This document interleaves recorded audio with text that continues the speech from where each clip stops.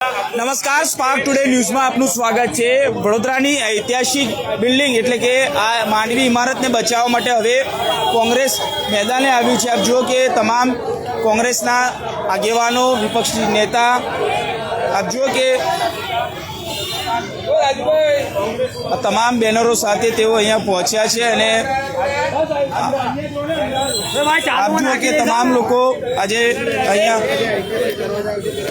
વિપક્ષી નેતા સાથે સીધા વાત કરશે। શું કહેશો નેતા?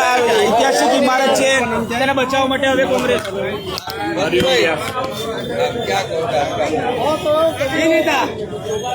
એવું કહેવાય છે કે માંડવીના 3 ચક્કર મારો એટલે દુનિયાનો કોઈ પણ માણસ એને ફરી આવવું પડે।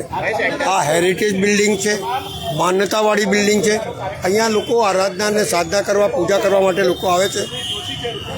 જ્યારથી આ વડોદરા શહેર બન્યું છે, ગાયકવાડી શહેરની અંદર આ માંડવી બનેલું, ત્યારે લોકો આવ્યા તો અહીંયા પોપડા પડવા લાગ્યા, માંડવી ધસવા લાગે એવી પરિસ્થિતિ સર્જન થયું।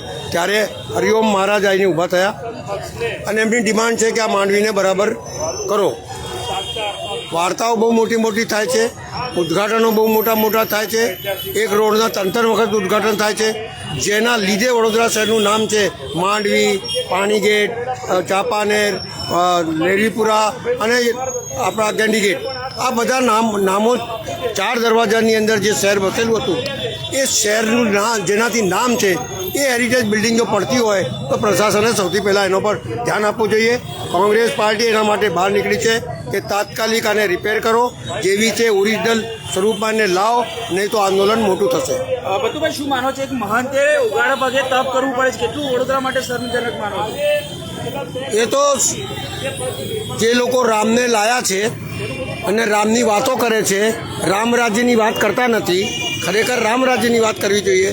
મહારાજને લાગ્યું કે આ આપણી ધરોહર છે માંડવી અને તૂટે છે, તો મહારાજ પોતે બહાર નીકળીને આંદોલન કરવા લાગ્યા, એટલે ઊભા થઈ ગયા અને બતાડવા લાગ્યા કે જુઓ, હું પણ બહાર નીકળ્યો છું આ માંડવી માટે। અને જે આંદોલનના સ્વરૂપમાં એ ખડે પગે ઊભા છે, તેને અમારી ફરજ બને છે કે ધર્મ પ્રેમીઓ બધા ભેગા થાય અને આ માંડવીને તાત્કાલિક રિપેર થાય એવી વ્યવસ્થા કરે। કર્મ કરો, ધર્મનું નામ નહીં લો, કર્મ કરો। આપણા ધર્મમાં લખ્યું છે કે કર્મ મહાન છે, તો કર્મ કરતા નથી, ખાલી વાતો કરે છે ધર્મની, એવું નહીં ચાલે। એટલે જ કોંગ્રેસ પાર્ટી બહાર નીકળી છે, મહારાજ બહાર નીકળ્યા છે। હજુ શરૂઆત है, बोलते नहीं कि एक चिंगारी जब जलती है तो फिर वो शोला बनती है। વહેલું નહીં કરો તો આંદોલન મોટું થઈ જશે। શહેર બિહાર દિવસની ઉજવણી કરી રહ્યું છે ભાજપના, અને જો જે ઇમારત છે, ઐતિહાસિક ઇમારત છે, તેને બચાવવા માટે કોઈ અરે, બિહારની ઉજવણી કરતા બિહારના લોકોને અહીંયા ખેતી માટે તો પરમિશન આપતા નથી, એ તો દસ્તાવેજ કરવા દેતા નથી। એમને જે હકો છે, હિન્દુસ્તાનનો તમામ માણસ આ હિન્દુસ્તાની છે, તો જુદા જુદા કાયદા કેમ? એમના માટે પરમિશન નહીં મળે, બીજાને પરમિશન મળે। ખાલી બિહારની વાતો એટલા માટે કરવાની કે બિહારમાં ચૂંટણી આવી છે, એટલે બિહાર માણસોને રીઝાઈ અને અહીંયાથી બસ ભરીને જવાની જે વાતો છે એ છે। કોઈના માટે દયા નથી ખાવતું ભાઈ, આ તો ખાલી વાર્તાઓ છે। વાર્તાઓથી પેટ નથી ભરાતું। હંમેશા કર્મ કરો અને લોકોને સુખી બનાવો, એ અમારી ભાવના છે। અને આ સૌથી પહેલાં આ માંડવી જે આ વડોદરા શહેરની ધરોહર છે એને તાત્કાલિક રિપેર કરો। આપ જો કે આ માંડવીને તાત્કાલિક રિપેર કરો। આપ જો કે શહેર તમામ આ બેનર પોસ્ટર સાથે શહેર પ્રમુખ ઋત્વિજ જોશી છે, તેમની સાથે વાત કરી। ઋત્વિજભાઈ, શું કહેશો? આજે આંદોલન કરવું પડ્યું છે, કેટલું દુઃખની? બધા સાથે આવી જાવ તો સારું।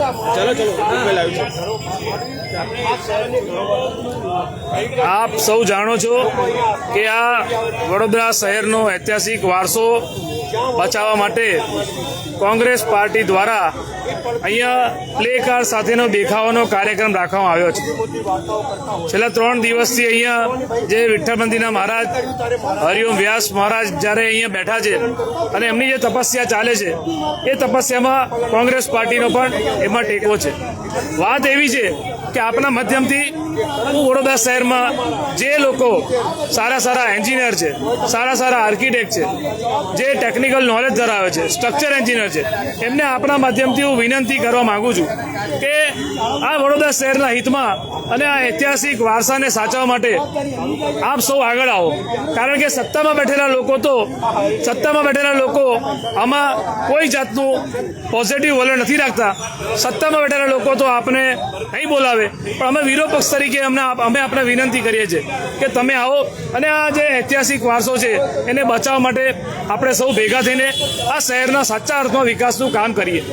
સત્તા પક્ષે આ પહેલ કરવાની હોય, પરંતુ 30 વર્ષથી સત્તામાં છે અને આ લોકો સારા લોકોને બોલાવતા નથી, એમને આગળ રાખતા નથી, માટે આવી હાલત છે. તો આપણા માધ્યમથી હું સારા જે ટેકનિકલ નોલેજ ધરાવનારા લોકો છે, એન્જિનિયર, આર્કિટેક્ટ બધા આવે અને વડોદરા શહેરમાં આપણે એક પહેલ કરીએ અને વડોદરા શહેરમાં આ જે ઐતિહાસિક વારસો છે આપણને આપેલો છે.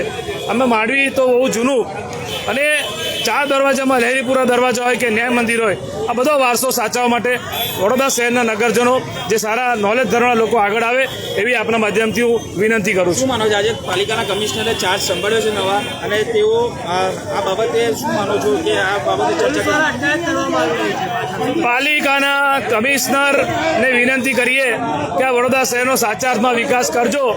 બાકી તમે જુઓ કે બીજેપીના નેતાઓ અમે શાંતિથી ઊભા છે, તો આ ભાજપના નેતાઓના ક્યાંથી આ પોલીસ આવી ગઈ. આ પોલીસ ડ્રગ્સ ન વેચનારા નહીં પકડે, દારૂ વેચનારા નહીં પકડે, પણ આ પોલીસ કોંગ્રેસ પાર્ટી સામે બહાદુરી બતાવશે. તમે સૌ સાક્ષી છો, અમે કોઈ ટ્રાફિક જામ નથી કર્યો, અમે બહાર પણ નથી નીકળ્યા, અમે અહીંયા 4 દરવાજાની ઇમારત શું અહીંયા ઉભા રહ્યો ગુનો છે. હું પણ મેલડી માતાજીને દર્શન કરવા આવ્યો છું, હું પણ માતાજીનો ભક્ત છું, તો આપણે પોલીસ અમને પકડશે. એટલે આ પોલીસ ગુનેગારોને નહીં પકડે. વડોદરા શહેરમાં દિવસે ગુના વધતા જાય, ડ્રગ્સના આરોપીઓ ખુલ્લેઆમ યમરાજ બનીને નીકળે, લોકોને મારી કાઢે, અને એ આરોપીને તમે સરકારી જમાની જેમ સુવિધા આપો.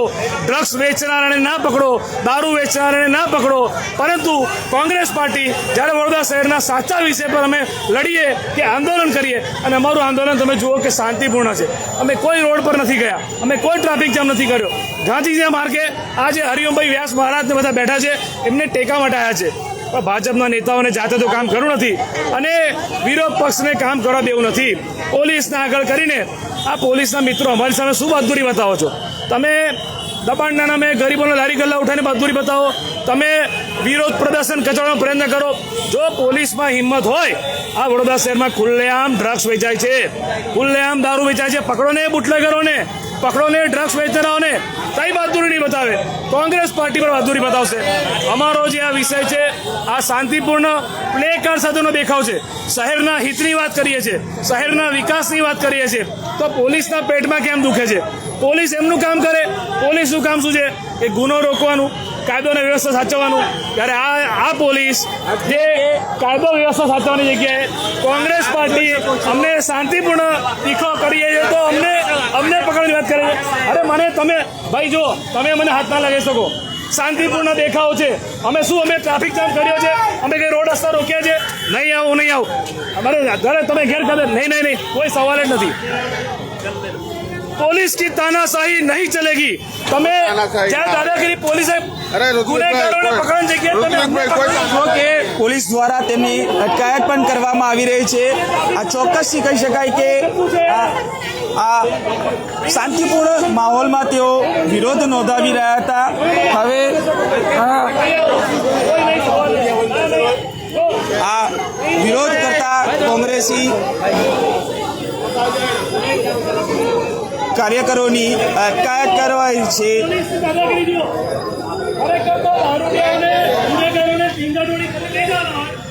આ ટીંગાટોળી કરી અને આ તમામ કોંગ્રેસી કાર્યકર્તાઓની અટકાયત થઈ રહી છે. આ જુઓ કે વડોદરામાં આ જશવલભાઈ શું કહેશો પોલીસ દ્વારા અટકાયત કરવા? અરે આ નાલાયકી તો જોવા લોકોની, બોલવાનું ભાન નથી. મંદિરમાંથી એક તો એરેસ્ટ કરે છે અને જેમ તેમ તુતારી કરે છે નાલાયકો. મંદિરમાંથી એરેસ્ટ કરવું કેટલું યોગ્ય હું માનું છું કે આ ધર્મના વિરોધનું કામ છે આ લોકોનું. આ લોકો અધર્મી છે પોલીસ ખાતું કે જેમને મંદિરની અંદર જે અમારી ધરપકડ કરી રહ્યા છે. બિલકુલ આપ જુઓ કે મંદિરમાંથી તેઓને આ આક્રોશ જોવા મળી રહ્યો છે અને ચોક્કસથી કહી શકાય કે આ માંડવી ખાતે કોંગ્રેસનું આ શાંતિપૂર્ણ માહોલમાં વિરોધ પ્રદર્શન હતું અને ત્યાં પ્લેકાર્ડ સાથે તેઓ આજે આ ઇમારતને બચાવવા માટેના પ્રયત્નો કરવામાં આવતા હતા અને ત્યારે પોલીસ દ્વારા અહીંયા અટકાયત કરવામાં આવી છે. આ તમામ કોંગ્રેસી કાર્યકર્તાઓની અહીંયા અટકાયત કરી અને જે કોંગ્રેસ ઇમારતને બચાવવામાં વડોદરાની ઐતિહાસિક માંડવી ઇમારત છે. મારા કેમેરામેનને કહી શકીએ આપ જુઓ કે જે પ્રકારે તિરાડો પડી છે અને તેને રિનોવેશનનું કામ કરવા માટે તંત્ર જાગે એના માટે કોંગ્રેસ દ્વારા અહીંયા વિરોધ થતો હતો અને તેને લઈને હવે આપ જુઓ કે તમામ કોંગ્રેસી કાર્યકર્તાઓની જે શાંતિપૂર્ણ માહોલમાં આજે આ ઇમારત બચાવવા માટે તેઓ આંદોલન શરૂ કર્યું હતું અને પોલીસે તેઓની ધરપકડ કરી છે. કેમેરામેન નિહારની સાથે Surat Solanki, spark today news, Vadodara.